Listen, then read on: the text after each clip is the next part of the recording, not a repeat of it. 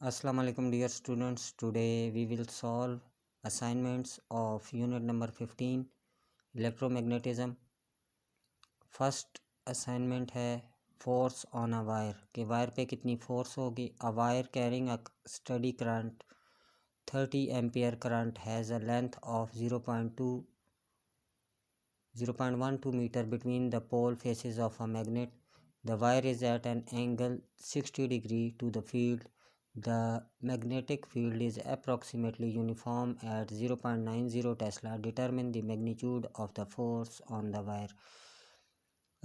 Wire जो है वो मैग्नेटिक फील्ड में है और कितनी एंगल पे है, 60 डिग्री एंगल पे. तो उस वायर पे कितनी उस मैग्नेटिक फील्ड की वजह से कितनी फोर्स होगी. इसके लिए गिवन डाटा है current in the wire 30 ampere, length L 0.12 metre, magnetic field 0.90 tesla, angle है 60 डिग्री का. फोर्स हमने फाइंड करनी है. हम FM से भी डिनोट कर सकते हैं और FB से भी. B means magnetic force, magnetic field की वजह से जो फोर्स है. फार्मूला इसके लिए F = ILB sin थीटा. तो कैलकुलेशंस की तरफ आते हैं. FB = ILB sin theta. Putting values हम जब इसमें पुट वैल्यूज़ कर लेंगे 30 × 0.12 × 0.90 sin 60 जो है ये होता है 0.866. तो ये वैल्यू जब यहाँ पे पुट कर देंगे तो ये आ जाएगा 2.8 न्यूटन. नेक्स्ट एक्सरसाइज है extension exercise 15.1. Where is this magnetic levitation applied.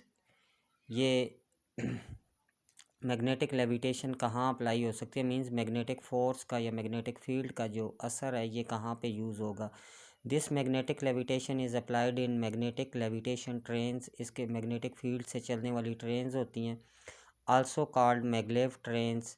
whose speed is about 603 km/h, achieved in Japan on 21st April 2015, much faster than the conventional trains. Normal trains के मुकाबले में वो काफ़ी फास्टर थी. First time उसे observe किया गया था जापान में 2015 में. मैग्नेटिक लेविटेशन, मैग्नेटिक फील्ड की वजह से ये ट्रेन चलाई गई थी और मैग्नेटिक फील्ड ने उस पर असर किया था. उसकी काफ़ी तेज़ स्पीड थी, 603 km/h के हिसाब से वो चली थी. नेक्स्ट असाइनमेंट है 15.2 mutual inductance.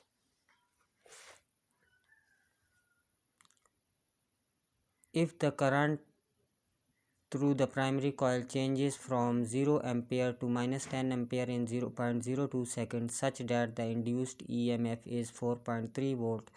What is the mutual inductance? Mutual inductance इसमें कितनी होगी. इनिशियल करंट है 0 एम्पेयर, फाइनल करंट है -10 एम्पेयर, इंड्यूस्ड EMF है 4.3 वोल्ट. चेंज इन करंट आ जाएगा फाइनल माइनस इनिशियल, तो -10 -0 -10 एम्पेयर. टाइम है 0.02 सेकेंड. फाइंड हमने करना है म्यूचुअल इंडक्टेंस. फार्मूला इसके लिए है EMF in secondary coil is equal to minus mutual inductance delta IP divided by delta T. Using relation, इसके लिए ये रिलेशन यूज़ होता है इलेक्ट्रोमैग्नेटिक इंडक्शन का. EMF in secondary coil is equal to -m delta IP divided by delta T.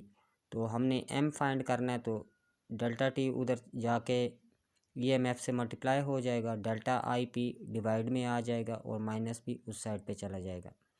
तो putting values जब इसमें values put कर लेंगे तो -4.3 × 0.02 डिवाइडेड बाय -10. ये माइनस इस माइनस से कैंसिल हो जाएगा. तो आंसर आ जाएगा 8.6 × 10⁻³ हेनरी या 8.6 milli Henry.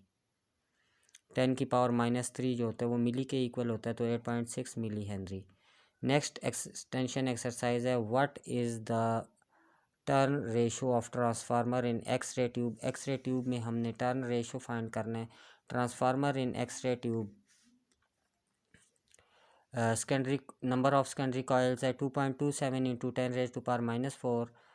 Number of turns in primary coil है 50. ये डाटा यूज़ हुआ है एग्जांपल 15.3 में.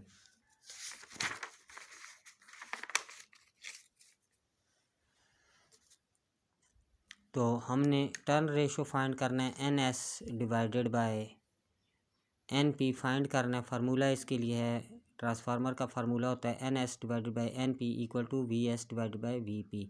Number of turns in secondary coil to number of turns in primary coil is equal to voltage in secondary coil divided by voltage in primary coil. तो हमने N S divided by N P find करना है, तो V S divided by V P की value put कर देंगे। V S की value है 2.27 multiply by 10 raise to power 4 और